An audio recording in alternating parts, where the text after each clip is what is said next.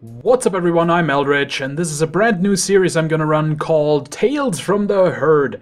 And I'm basically going to upload a new episode of this whenever I'm crap and I don't finish my video for the day. Reason for this is that these are pretty easy to make up. It's just usually going to be one replay, two if they're really short, but generally because these are always going to be awesome games, probably, it's mostly just going to be one replay, just a quick video for you guys whenever I fail. As I did today with the Yubari review. I swear that stupid Yubari review is going to be uploaded tomorrow. But anyway, why are these games awesome? Well, because they're your games. These are all going to be subscriber sent in replays. This right here was sent in by Captain Bluenose from the US American server.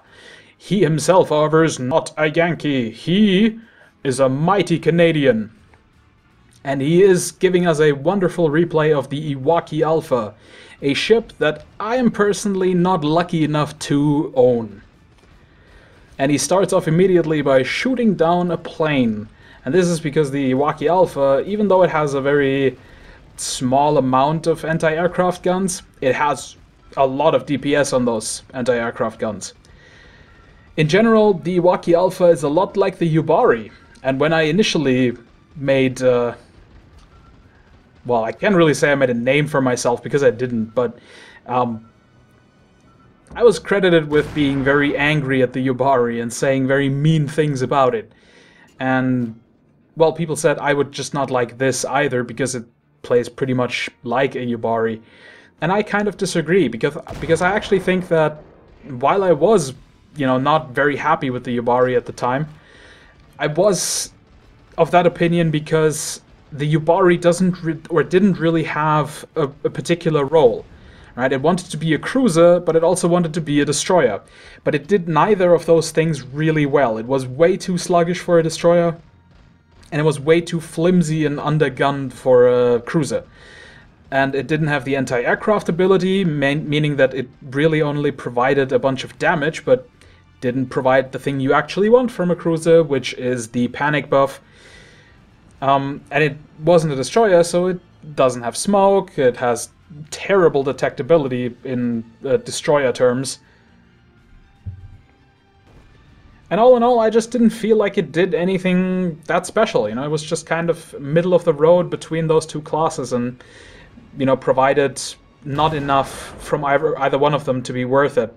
In pretty much every situation, I always said I would, right now, I would much rather be in a cruiser or I would much rather be in a destroyer. I never said, oh boy, I'm so glad to be right in between the two classes. I am. But with the Iwaki Alpha, that's different, because the Iwaki Alpha actually does get the smoke charges that a destroyer gets. And it was maneuverable enough before the patch to be kind of like a heavy destroyer. And that's basically how you play this thing. And so I always liked this. Sadly, I don't have it myself, but I watched a bunch of videos on it, and I think it's a really, really badass ship. Enough about the ramblings, though. Let's look at what Mr. Bluenose has to offer in his replay. He starts off by skirmishing with these St. Louis's on the southeastern corner of the map. A corner that I also happen to very much like fighting in whenever I'm in a light cruiser or a destroyer, just because there's so many islands to nip behind when you need some cover.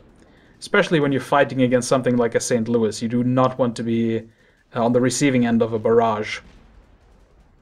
By the way, this is also a post 3.1 replay, so there are American battleships and new carriers and all the new goodies, which also kind of surprises me because he uses a lot of AP ammunition in the Iwaki.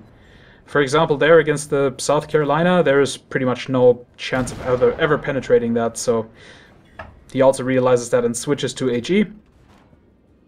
And then prepares for some torpedoes. And fires two nice spreads. They're definitely going to be on target, as long as that South Carolina does not turn into them. definitely capable of dodging them. And oh, a very low health St. Louis. Can he steal the kill? Yes, he can take the kill. And what about those torpedoes? Yep, that would be a double kill. Nicely done, Mr. Bluenose. And there's another nice target to feast on.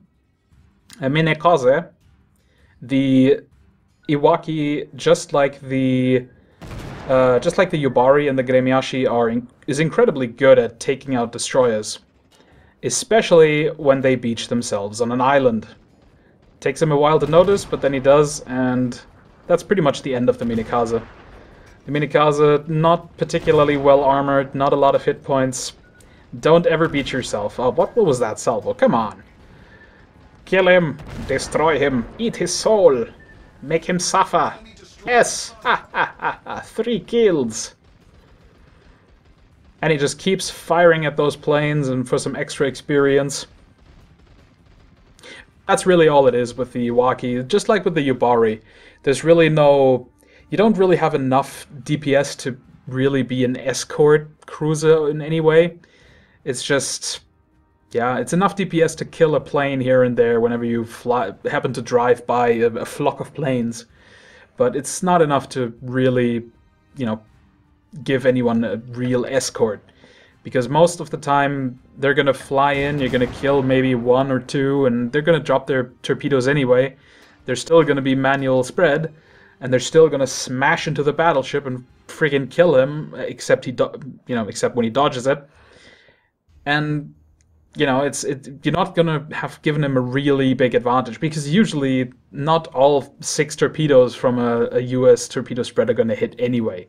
So if it's just 4, then right, that's usually how many you hit either way. So yeah. But Mr. Bluenose spots the American carrier on the enemy team while driving through their cap circle. Decides that it's definitely not time to cap yet, and I agree. However, he has to be very careful because the enemy team is advancing on their cap circle in the north. And they have 3 battleships up there, which makes the situation not quite so fun for the very... Actually, there's very little opposition from Captain Bluenose's team. So he has to definitely be aware of that. He turns into these torpedo bombers as they come toward him, prompting the torpedo bombers to turn around because they just did not have enough time to drop their loads. And he shoots one of them down, which is great. It's going to remove the amount of torpedoes when they inevitably come back. Oh no, actually, I think those torpedo bombers dropped their load on the island. I think that's what happened there. That happened to me once or twice in the beginning as well. But here comes another squad. Again, he shoots down one of the planes. It is a nice set of DPS. And spots the Bogue again. This carrier pilot is pretty smart and goes behind Captain Bluenose with his torpedo bombers. But Captain Bluenose is not having any of it and turns around to face those torpedo bombers so that he can dodge them on his terms. It's always bad to have the torpedoes in your back because they're going to keep beeping and distracting you, and you're going to have to drive very straight to, you know, not smack into them to your left and to your right. And so what he did here, definitely the right thing to do, something that I probably wouldn't have done because I'm way too much of a fucking donkey. Keeps firing at those squads as a torpedo bomber, dive bomber squad comes for him. Hits him and sets him on fire. But since there's not a lot of danger anywhere close, he's in range of 1 battleship maybe, he repairs immediately to get rid of that. Pretty good game so far, done a lot of damage, did 3 kills. Maybe we can get another kill on one of these guerrillas as they run away in fear, the little rats that they are. I'm actually kidding. I actually have no quarrel whatsoever with carriers, okay? I'm not gonna start that, okay? They are definitely not artillery. And we have 2 battleships heading back to disrupt the cap that is now being performed by Captain Bluenose's cruiser buddy while he and the Isokaze hunt the carriers. Isokaze fires some speculative torpedoes, but those are never gonna hit. And Captain Bluenose sets the Wyoming on fire. A few random torpedoes from some torpedo bomber, probably. Not too big a deal. Fires at the Wyoming some more, getting some nice critical hits. Pretty much dodges all of the shots except one of them, which does practically no damage but knocks out his steering. Sets the Wyoming on fire again. Very nice, very nice. Can't repair his steering, but luckily it was set at almost straight ahead, so he doesn't have to deal with any crazy circle strafing. Fires his torpedoes, and it's looking pretty good. The Wyoming was steering toward the other side for those torpedoes, and his rudder shift time is going to make it pretty much impossible to get out of that one. And Captain Bluenose finishes him off, sinking him. 4 kills so far. Pretty damn strong game. And it's not like he killed just a bunch of weenies, you know. He killed a Wyoming. That's a tier 4 battleship. And there's another Wyoming. Well, hello, Mr. Wyoming. Looks just as distracted as the other guy. So maybe we can get a kill on him as well.